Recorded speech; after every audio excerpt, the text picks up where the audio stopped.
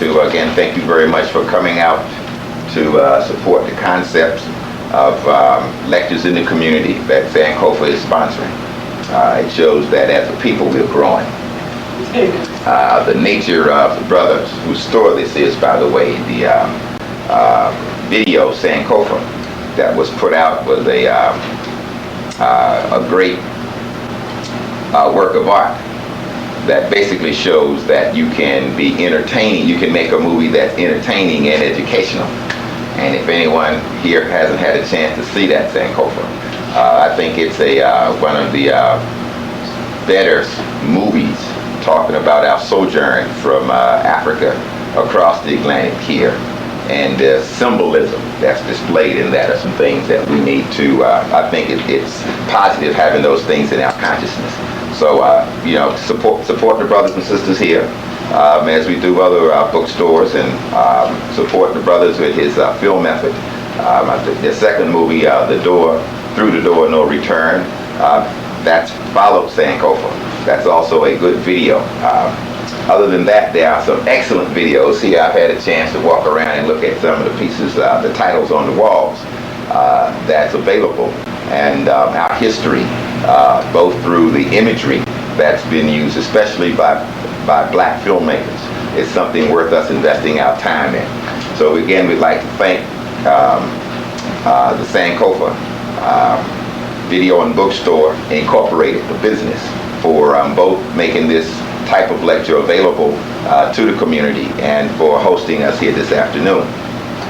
Now, last week in this series on concepts of creation, or concepts of actual concepts of history, we went over the Big Bang theory, the biblical, what I call the biblical or the religious theory, because again, as I tried to point out, in the three primary religions that impacted the Western civilization, that is Judaism, Christianity, and Islam, all three of them basically have the same story, as it were, or mythology or cosmology, in the which follows from the Old Testament book of Genesis, in the beginning.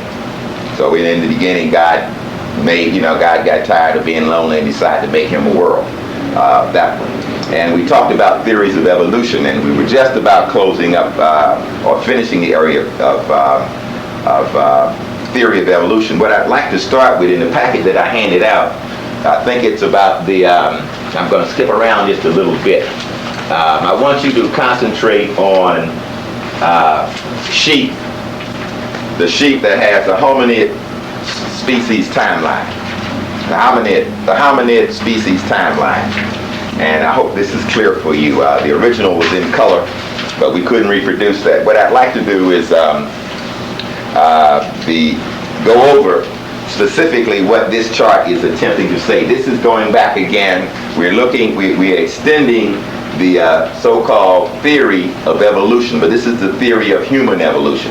Again, I think what we concluded with last week is that the beginning of the universe, when did all this begin? Where is the beginning? No one knows.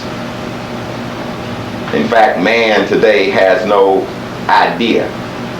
All of the theories that he had put forth, especially his scientific ones, from his high science, again, now man, he is disputing because of the Hubble Space Telescope and that information that they're getting from seeing exactly that the universe is expanding faster, or the bodies in the universe are moving away from each other faster at a different rate than what they originally theorized. Therefore, they are recalculating all of their theories to try to come up with a better guess in terms of when the beginning or when the Big Bang took place, if in fact that is what happened. Yes, sir? Yeah, as far as the beginning, I think that's a false concept, which is Eurocentric in terms of time and having a beginning. I think from an Afrocentric point of view, the idea that there isn't necessarily a beginning, original creation, might work a little better. Oh, thank you very much. I appreciate that. And in that context, what the brother is saying basically is that these theories that these theories that we're discussing are primarily all European-based. All right, and in terms of how we are educated or trained to understand the world that we live in, it's from a European-based educational system.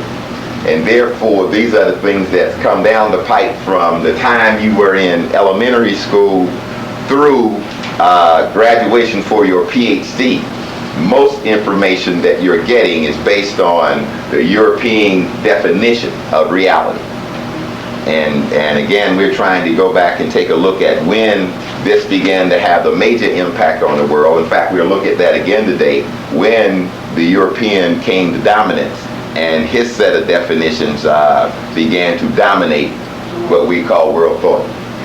Okay. Just close it out. The Big Bang theory is expanding from the beginning. They're saying that will eventually then collapse and expand again. We don't know how many times that goes on. That's true. And so, Okay. See, if in fact that's what happens. See, again, right, the theory is saying that when the Earth, or when the universe finishes, or it will get out, the theory is that the universe right now is in a process of expansion. And they think it will reach a point, there's not infinite expansion. That it'll reach a point where then it'll begin to collapse back in on itself.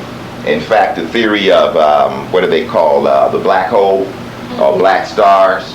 See, like these are supposed to be places that are so dense with matter that, or they're imploding stars, that the star which is at the center of these phenomena have spent their energy and have collapsed back in on themselves, and everything around it is pulling back into what they're calling a black hole. That is, the matter is so thick that it won't allow light to escape out of it. Therefore, it's called a black hole. But they eventually believe that this universe that we're in will eventually, or our star, the sun, will one day die or collapse and back in on itself, and that we'll come back down to a point which is infinitesimal. If in fact our sun is the center of the universe. See, that's another thing. Ancient science, first of all, ancient science had the earth as the center of the universe. See, the sun wasn't. It was a long time before man determined that actually the sun was the center of this particular planetary system, and that this planet went around it. At one time, they actually thought that the earth was the center, that everything else went around the earth, and again, time corrected that. But let's look at this hominid species timeline, because it's there's some information that, again, that is theoretical, that science takes as a given, and that is that approximately 5 to 4 million years ago, that there was a being on this earth that named Australopithecus ramidus. All right. Now, this being, in fact, if anybody happened to get up this morning and watch the Channel 4 NBC Today show, they had some primates on. Right, and they were saying we're all primates. They were into this thing, and they had these lemurs, these monkeys that stand up on their hind legs and reach and grab things and rest on their tail. Well, the irony of all that is that scientifically they say that's part of the line that they think that the human being went on and evolved from. But anyway, so approximately 5 to 4 million years before this common era. So far, the oldest remnant of bone pieces that they've found, or skull pieces that they've found, they estimate the age of them to be 4 to 5 million years old. All right, and the beings that they guess that these bones represent, they have named in a series of names: Australopithecus ramidus, Albanism, Africanus, Robustus. Right, these are different names because they're different. In other words, a million years later, the bone fragments they have found seem to show a more robust being. So that's African. That's Australopithecus robustus, meaning robust. The Australopithecus africanus, of course, is the prototypical bone structure that they're found on the African continent as such. But if we come all the way up, if we were to believe that man evolved again from this pre-human being type entity to Homo sapiens sapiens, that is theoretical. We don't know that that's a truth, but this is what science teaches. The irony, if you were to turn in your, let's see, in this package, let's see, I just gave up my last one, so let me try to find out what I reproduced. I want you to turn back to the section that has the skeleton on the front that says human evolution, and it's looks like this. Okay, the human evolution sheet. Okay. Is it the last page you said? Now it's not on the last page. It's in that it's the Kaiser Guide to Human Evolution, the page. I see it. Okay. All right. Yeah. Now again, up in your top right-hand corner of the sheet, there's an internet address, a www.duke. This is Duke University. The Education Department / squiggly BHJ Anthropology 2 HTML, right? Everybody see that? Now this is for your further study or inquiry if you have access to a computer. You can get down to the libraries. The libraries here have computers that allow you to get in and you want to go surfing the net to not only look at what this specific page says, because as you can see here on my main sheet, all of the blueprinting is a hyperlink. That doesn't reproduce clearly on your sheets, but all of these are hyperlinks. I don't have another one, right? Okay, that's one. Thank you. Okay. Which will allow you to go in and take an in-depth scientific look or an in-depth look at these subject areas. The main thing I brought this out for, however, I want you to turn over to page 2. And down at the bottom of page 2, you'll see a picture what's called Neanderthal. Now again, you can't tell, but I'm going to just kind of walk around with this. I want you to get a good close-up look of the coloring and all they give to Neanderthal. Well, I just want you to see that. You can't tell that the one on the left, on this side is a reddish brown, and the one on the right side is melanin less. Yes. In other words, he looks white. All right. It's very important. I want you to see that. I just want to let the camera zoom in to get a good look at that. Because when we read what it basically says, Neanderthals are the classic caveman of fantasy. Alright? This is the classic caveman. Though they are not stupid, lumbering oafs as they were once thought. You know, like for example, in talking about from the Clan of the Cave, of the Clay Bear, that was a movie. Right?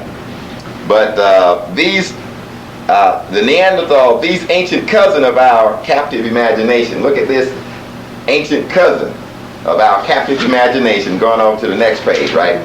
Scientists are unsure of how to classify our relatives, talking about Neanderthals. Are they direct ancestors, Homo sapien Neanderthalis, or Homo sapien Neanderthal something else? Our dead-end siblings descended from this, and this is a question, from the archaic Homo sapiens. The latter is the newer, more generally accepted theory these days, as more and more evidence piles up that modern man and Neanderthals coexisted. Now, what is he saying? What's being implied here? The Homo sapien sapien, indigenous to the African continent, that evolved on to the modern civilization of the Nile Valley. That's the Homo sapien, and it's saying that he coexisted with Neanderthals. That's the theory these days. Check out the word theory these days. What is that telling us? There's science, and this is fresh off the internet. This piece, in fact, was updated. I think it said this was updated August of '98. as such. So this is current scientific information taught at the Duke University, one of the premier academies of advanced learning in the United States of America. But still, where we are today in science, what I'm trying to point out is that whether or not man evolved, and whether we all evolved from the exact same being, is questionable. In other words, some people like to put forth a theory that, of course, the being that was the Homo sapiens sapien migrated from down in this area of the Olivale Gorge. This is so far, it's an area in East Africa here. It's called the Olivale Gorge, or the East African Rift area, is where they're found a series of ancient sites where they've dug up bones. The latest one being a set they call Lucy, all right, which I think was just discovered relatively recently by the son of the famous white anthropologist L.B.S. Leakey. So Leakey Jr. has come along and they have found something else over here in Ethiopia. And now the latest scientific theory is that the oldest Homo sapiens sapien evolved in Ethiopia. It was the earliest the earliest culture evolved here in Ethiopia. Again, that's based on the theory of Lucy. They haven't found any bones older than Lucy's yet. Or they consider that these bones were female, and that fits in with the latest theory that you hear, what came first, the chicken or the egg? Well, one thing for sure, that a female human being gave birth to other human beings. See, the female human being didn't give birth to a half animal or an evolving animal, evolving toward humanness. So Lucy, the oldest being, was a woman they found, and these bones they're found in this area. And the basic theory that most people are pushing is that from the one time in the universe that the being evolved to become man. In other words, that there wasn't a separate set of monkeys that evolved in Asia from the set of monkeys that evolved in Europe, from the set of monkeys that evolved in Africa, right? This is based on, they're saying that essentially there was one pre-man being, and that it evolved and human beings became, like we became human beings, or man became human here on the African continent, then migrated from this area all over and inhabited the rest of the continent. That's the theory. And that when they got lost or got isolated in the northern lands up in the Icefield glaciers, that this black Homo sapiens sapien, because he was isolated, that climatic conditions caused him to turn white. All right? The African theory of evolution is from the Homo sapien from African perspective versus what the European is throwing out That's there? European. That is not African. Oh, So even though scientists, like one of the greatest black scientists this century, born in the African continent, is Diop, all right? And Cheikh Anta Diop trained primarily in France and other Western academies. He basically defends the theory, and he disagrees with the two cradle theory, that there was a northern cradle of evolution and the southern one. He thinks there were just one. And he's put, and out of his book, Civilization and Barbarism, or investigating the truth or reality in terms of the evolution of civilization in Africa, he essentially answers the question as some European scientists poses the question. That is that, again, there was one that the phenomena that caused man to appear on the earth, if in fact he evolved from a pre-being, it occurred on this continent, and more than likely in this area, and in this East African, what is called Rift area, right? That from here, then these beings multiplied, were fruitful and multiplied and populated the rest of the earth. Yes, sir. So will that cancel out grafting? Grafting? Okay. That theory cancels out grafting. Yes. It's not saying that the grafting theory is wrong, but that theory is saying, again, see, that full theory is saying that man evolved, and that once he evolved here, and he went over to other parts of the earth, and different climatic conditions caused the quote-unquote races to evolve. All right? I have serious problems with the theory of evolution. And I was watching a program in which one of the scientists was talking about the people who lived in the northern Arctic area. We call them Eskimos and or Yaps on the European side and what have you, right? Now these are people are related to what we would call the American India Asian, related to the American Indian family or the Chinese Asian family of people. In fact, they think this being that is we call the Indians, and I'm going to use the indigenous people to the Western Hemisphere. They say, here we go. Even better. So we can have some estimate of size. That once this is Africa, and this is the east. This is the east Rift Valley area. This is the Olivale Gorge is down here, Tanzania, Kenya, down in this area. But anyway, that these beings evolved up here, walked across northern Russia, across the land bridge, and then migrated down into the Americas. All right. This is the scientific explanation in terms of how man got on this side. Right. That he came across the land bridge up here, and some continued to migrate, and he migrated down from the north, down the southern side of the Western Hemisphere, and populated this area. That's the existing. That's what's taught. The only problem they had with that was that they have found no beings up on this side at all in this northern area up here who were isolated as who evolved to turn white. That is, lose all their melanin, become blind and blue-eyed, and that kind of thing. That the what they say they're saying Homo sapiens sapien who went up this way got caught up in here and turned white.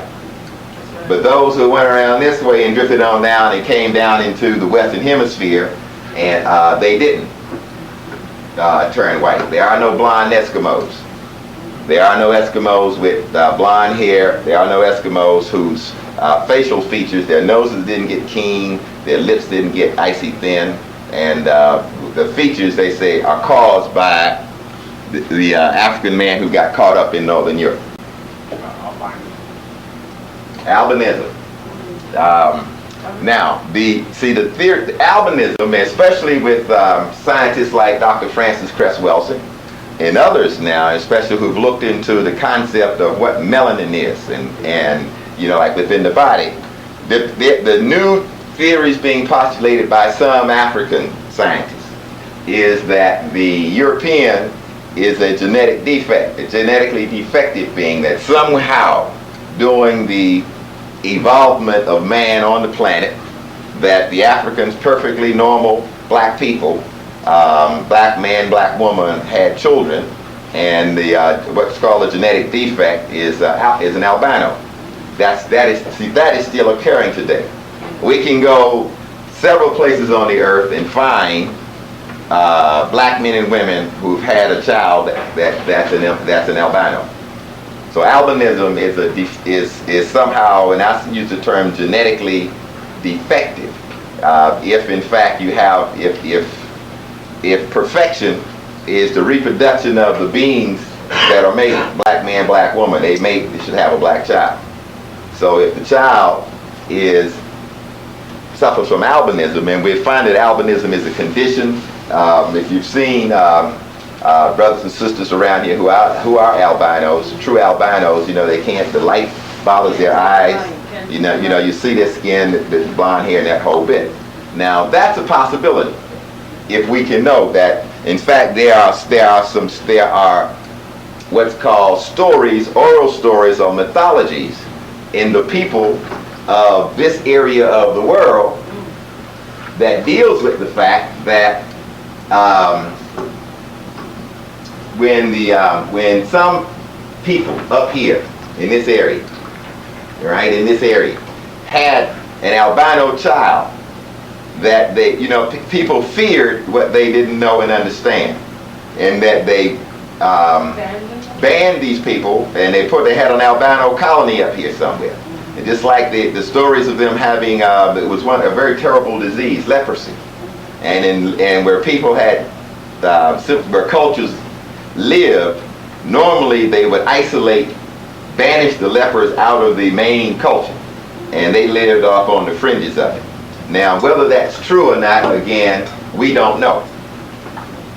That's a possibility, but we don't know. The other, of course, now, going back to the question the young brother asked me, the theory that is put forth by the Honorable Elijah Muhammad, the Nation of Islam.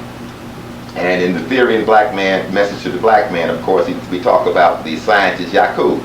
And it's saying back in the ancient days, when prior to the European having been seen anywhere on the face of the earth, there were just black people inhabiting the face of the earth, that there was a mad scientist who was doing genetic engineering, genetic experimenting, and that in his genetic experimenting, which they call grafting, that through scientific intervention, that the European was made. That's another set of information that's given. I don't throw that out the window as being ludicrous, for the very simple reason that the European is just getting to the point where his science is currently doing genetic engineering. They're doing it now. They're cloning. They're doing all kinds of things. Now, in your lifetime, by the time you reach my age, I guarantee you in the next 35 years that you're going to find that these European beings are going to have made another life form. There will be a scientific life form made in your life. See, in fact, it's already occurred. Dolly is a scientific life form.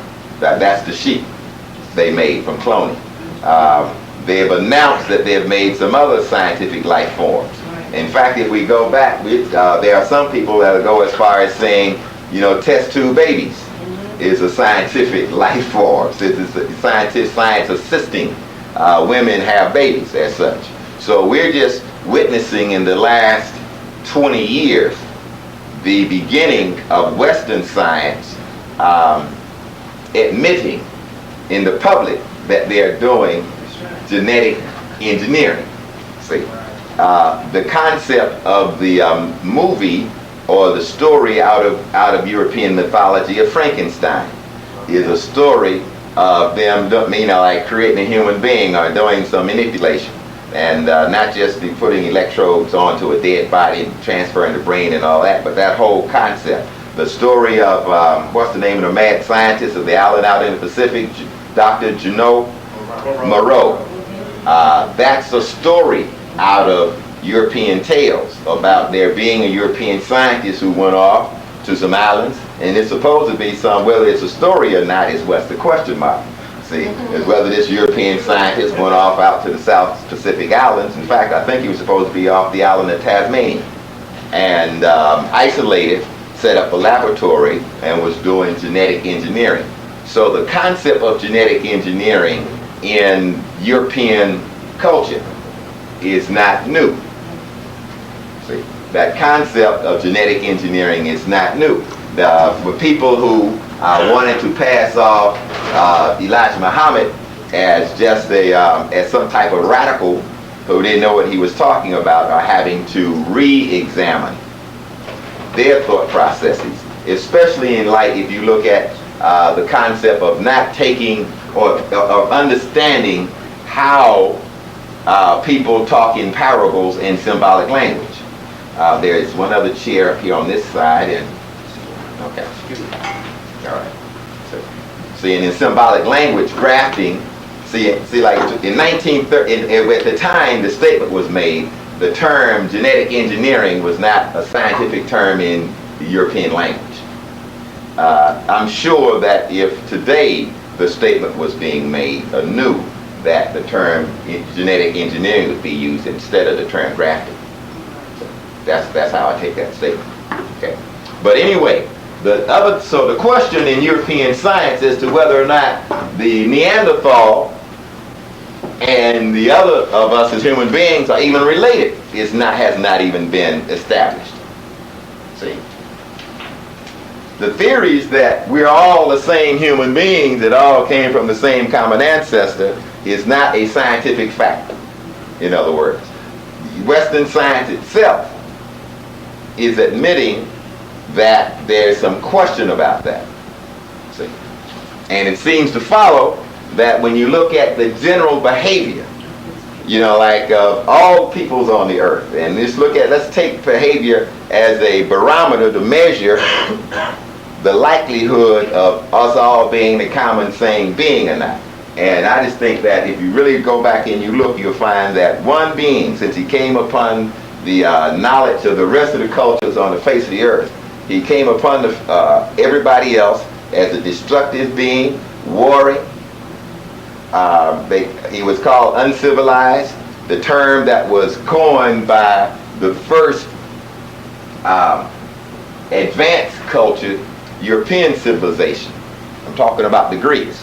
The term they coined to describe these other beings who were coming up out of this region. In fact, I'll show you on the globe better, I think, or I can pass around. I ran off a couple of these, but I want you to look in the area of, as I should pointed out on the globe.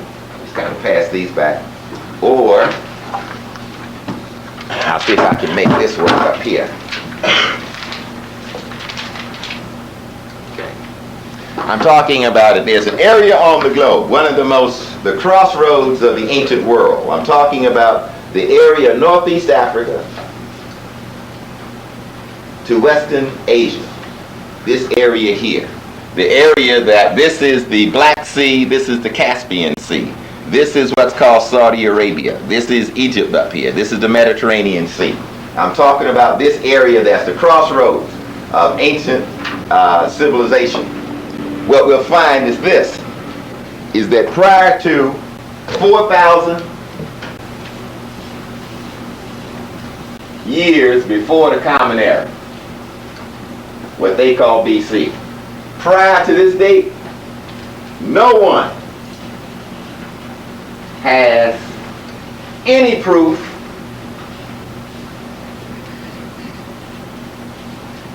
that Neanderthal was on the surface of the earth.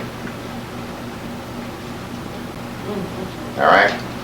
At this time, in fact, we're going to find it a period called the Paleolithic era. We're dealing with what's called the Stone Age. Paleo means ancient or archaic, right? But going back to an era when man began to use stones as tools to build forts, to build homes, to build weapons to protect himself from the other life forms, animal forms on the earth and what have you, that from this period of approximately 500,000 years before the Common Era down to 4,000 years before the Common Era, that we know that everybody else was around. In fact, in the packages that I gave you, as we go through this package, you'll find, let's see, one more time, let me, since I pulled mine apart. What you're going to find is, what I tried to put together for you is this. It starts with, okay, I have Exploring Ancient World Cultures. All right, again, there's an internet address up in the top left-hand corner of the sheet. But let's look at the Exploring India.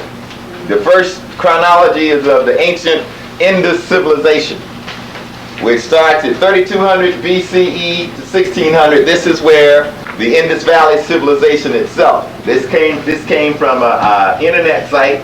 This is Evansville, University of Evansville educational site. A special project they're doing on ancient India. But the ancient Indian civilization, 3200 BCE, is when we know that the people are at a point where they have an advanced culture, so advanced that man would determine that it's a civilization. If you turn the next page over, 2 pages over, see the focus China. All right? More than 1 million years ago, primitive human beings lived on the land now called China. about 400 to 500,000 years ago, the Peking man, a primitive man that lived in this province, right, lived there. In fact, the skeletal remains of the oldest human being that the Earth knew about prior to 1959 was Peking man. See, that which had been discovered earlier. And in fact, scientists, or what was being taught at the time, again, of 1939 through in fact, this was found, Peking man was found in 1929. It was big news. You know, like, so all the scientists of that era were saying that the first human being on the Earth was Peking man. And since the oldest human being on the Earth was also black, some people came to the conclusion that the original man of the Earth was Asian, based because the Peking man is the oldest thing that had been found at that time. At that time. In 1959, what makes the LBS Leakey and his wife so famous is the fact that they pushed the age of human beings back further because they found man in East Africa. See, and so now Australopithecus africanus is older than Australopithecus Peking. See, by some 5 million years older. Yes, sir. So the correct statement would be, what's to say that the original man As of today, dealing with substantive knowledge, the oldest human being that has been found on the Earth, the eldest ancestor, which we would state to be, that's whatever we're going to name the continent, Akabu land, Africa, but this continent in the center of the in the center of the globe, but it's this one, and he's found here. All right, and in terms of, I think that in the future, that perhaps we'll get together at a point maybe and rename all the land masses. You know, like once the Europeans' power diminishes and other peoples reassert their rightful place in the universe, perhaps we won't define everything on the Earth according to European terms. In fact, I was watching the Dr. John Henry Clark video on his life, and he points out quite correctly that the term Africa comes from at the age when the Romans had conquered North Africa, and the northern African provinces were under the control of Rome, and Rome called that area Africa, Afrique, you know, and Afrique in Latin, you know, referred to this continent, but that's a Latin term for describing this. Just like Egyptios is a Greek term for describing this area over here. The people who lived in this area never called themselves Egyptians, see, but until a certain point in time, and since certain people asserted their right to conquer everybody,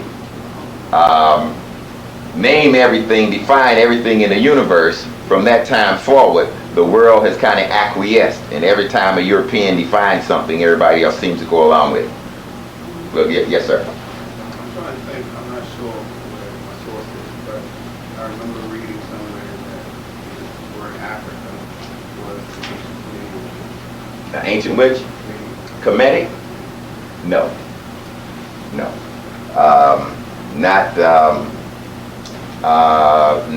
I don't think so. In everything I found a couple of other references to Africa coming from the Latin term Afrique, which was the Vulgate or vulgar language of the people of the Italian the peninsula.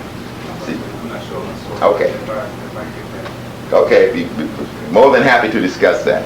Okay, but at any rate, we know that in ancient China, again, the Chinese themselves trace man back at least 400 to 500,000 years ago in China. Even though, as you flip the page, if we just start off with the first, under early history, the paragraph down here under early history, just above the chronology, and it says that Chinese consider the time before the 21st century BC, or before the Common Era, as the legendary period.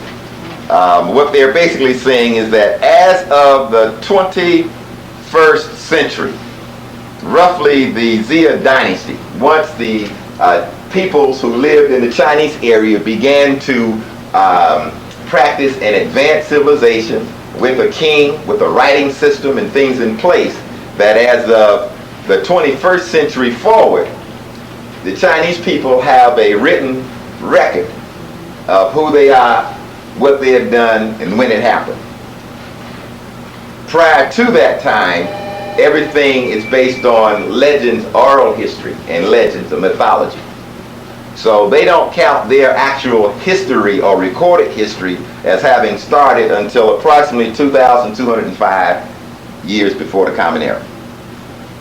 But from 500,000 years before the Common Era up to 2,205 years before the Common Era, they know that man was on the Chinese land area and was, developed from primitive, what we call primitive or early cultures, Stone Age cultures, use of stone tools and implements, and evolved up to where they had an actual civilization where they had writing and contact with other peoples in the world. So we have a timeline on the Asian peoples. And it's very important, the timeline, because as of 2200, by the way, they had never run into the Neanderthal being. The next page in this outline takes you to Japanese history. All right, we're going right on to history in the ancient times. Did I give you your package back? No. I'm using your package. I'm using your package. No, I don't. I got so much stuff here. Let me give you your package back. Okay. I'll have some more at the store. Wait a minute. If we could, we can almost put a package together here. Wait just 1 minute. I do have China. I had some extras that ran out here. Oh, a queen. Let's see. You get this one. You get this one. Get this one. You get this. You don't get this. Which you can go to any computer system that's hooked in through the internet and dial into these addresses that's up here in the top left-hand border. And these are some very credible places I found on the internet that's a doorway to your surfing the internet to review world history. Because see, the government of China has an official page with its history from the government's perspective. Then there are also other people who've investigated the history of China, and you get a little different story from the educational perspective as opposed to the government page. The government seems like they're trying to glorify their history a little differently than the way other people do. And I want you to understand that as we go through these points, that you can explore world cultures and world civilizations without the limitations or restrictions of a professoriate, professors or a department or any university. You see where the world peoples are communicating with themselves and what the world peoples are saying about ourselves today, as opposed to being restricted to only getting a limited perspective, which is done for the purpose of training you to believe something and accepting it and then going on about your lives. This is to break that habit of your being trained to believe something and teach you how to explore, how to question, and how to learn, and differentiate between what's given as training and what's given as actual knowledge. But again, the Japanese people, on the next sheet, I want to go to, as you see, the history in ancient times. In ancient times, the history of Japanese people. Again, the Japanese archipelago was first inhabited more than 100,000 years ago. Okay? So they're tracing, so in other words, man drifted on out to the archipelago of Japan. By the way, if in China, the Peking is located right here. All right, we're in western China, all the way out near the edge of the sea is Peking. All right, as you can see, this is called an archipelago. This is a string of islands that comes off the coast of Asia. By 100,000 years ago, man had drifted down this archipelago, had settled. They've drifted from the basic core culture. Their core culture was the Asian culture from which they left. But because they were isolated out on this peninsula, they began to develop some peculiarities or some specific aspects of practicing culture that differentiated them from the Chinese. And we know that, again, there was about approximately 100,000 years ago when these people broke off and began to establish a specific culture that was identifiable as Japanese. And again, this is a good internet site to further explore. By the way, and there are additional pages on all of these. I'm just basically pulling the first page up to give you a guide in how to explore history.